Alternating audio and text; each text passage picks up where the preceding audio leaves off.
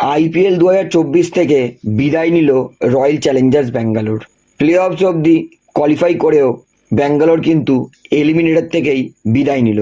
বলতেই পারি পুরোপুরি কোহলির কাঁধে ভরসা করেই এতদূর এসেছিল রয়্যাল চ্যালেঞ্জার্স ব্যাঙ্গালোর। কারণ অরেঞ্জ ক্যাপে যেখানে কোহলি প্রায় 700 রান ক্রস করেছে, সেইখানে আরসিবি দল এলিমিনেটর থেকেই ছিটকে যায়, এটা সত্যি অবিশ্বাস্যকর। আজকেও আরসিবি তারা কিন্তু পার স্কোর 190 সেটাও ক্রস করতে পারিনি। কারণটা একজনই, বিরাট কোহলি। তিনি আজকের হাফ সেঞ্চুরি করতে পারিনি। বিরাট তার যদি রান আরও বেশি আসতো তাহলে হয়তো আরসিবি এই ম্যাচটা জেতার জন্য আরও বেশি কটা রান করতে পারত। প্রথম ব্যাটিং করতে নেমেছে রয়্যাল চ্যালেঞ্জার্স ব্যাঙ্গালোর 20 ওভারে 8 উইকেট হারিয়ে মাত্র 172 রান করতেই সক্ষম হয়, যেইখানে বিরাট কোহলি দুর্দান্ত 24 বলে 33 রান করেন। কিন্তু আরসিবির কোনো খেলোয়াড়ই 40-এর ডিজিট ক্রস করতে পারে না।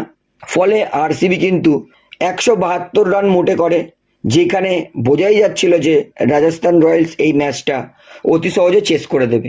এবং উল্টো দিকে আরসিবি যেইখানে 20 রান কম করেছে, সেখানে ফিল্ডিংয়ে আরও বেটার করা উচিত ছিল, সেখানেই গোলমাল করে দিয়েছে আরসিবি।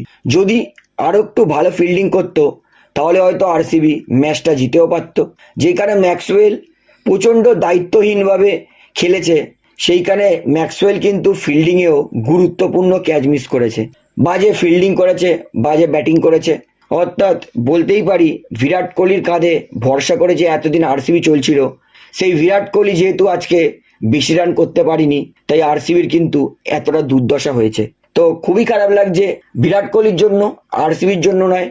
বিরাট কোহলি তিনি এত পরিশ্রম করেন, প্রত্যেক বছর 600 রান 700 রান 800 রান করে করেন, তাও তিনি ট্রফি জিততে পারেন না। এটা সত্যি দুঃখজনক ব্যাপার। 19 ওভারে 174 রান 6 উইকেটে হারিয়ে রান চেস করে দেয়। অর্থাৎ 6 বল বাকি থাকতে এবং 4 উইকেট হাতে নিয়েই রয়্যাল চ্যালেঞ্জার্স ব্যাঙ্গালোর কিন্তু এই রানটা অতি সহজেই চেস করে দেয়। ফলে আইপিএল 2024-এর এলিমিনেটর থেকে কিন্তু ছিটকে যায় রয়্যাল চ্যালেঞ্জার্স ব্যাঙ্গালোর, এবং রাজস্থান রয়্যালস তারা কিন্তু পৌঁছে যায় কোয়ালিফায়ার্স 2 খেলার জন্য, যেখানে সানরাইজার্স হায়দ্রাবাদ তাদের মুখোমুখি হবে। তো সানরাইজার্স আর রাজস্থানের মধ্যে যেই দল জিতবে সে কিন্তু ফাইনালে প্রবেশ করবে কেকেআরের সঙ্গে খেলার জন্য। আমি মনে করি আজকের ম্যাচের ভিলেন রয়্যাল চ্যালেঞ্জার্স ব্যাঙ্গালোর দলের একাধিক ব্যাটসম্যান, অন্যতম দীনেশ কার্তিক, গ্লেন ম্যাক্সওয়েল, যারা দায়িত্বহীনভাবে ব্যাটিং করেছেন। তো আপনার জন্য আরসিবি হারার কারণ কি সেটা আমাকে কমেন্টে জানাবেন। ভিডিওটা এখানে শেষ করছি, আশা করি ভালো লাগলো। তো ভিডিওটি ভালো লাগলে অবশ্যই লাইক করুন, কমেন্ট করুন, শেয়ার করুন। এবং বন্ধুরা, চ্যানেলটি তারা নতুন আছেন সবাইকে অনুরোধ করবো তারা অবশ্যই পাবলিক ভিউ কলকাতা এই চ্যানেলটিকে সাবস্ক্রাইব করে বেল আইকন প্রেস করে অল করে রাখবেন। ধন্যবাদ।